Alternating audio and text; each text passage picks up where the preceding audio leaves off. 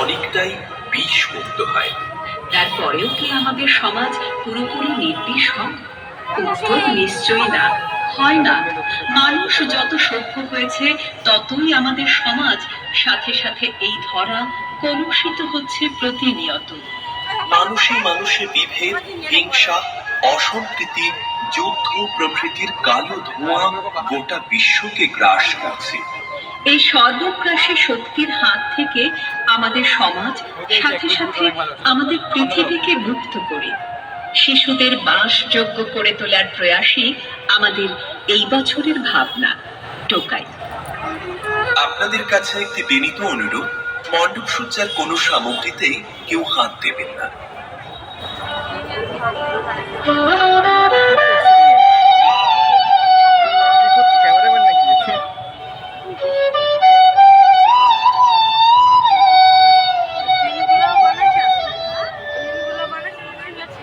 নমস্কার। মণ্ডপে সমাগত দর্শনার্থীদের সকলের শুভকামনায়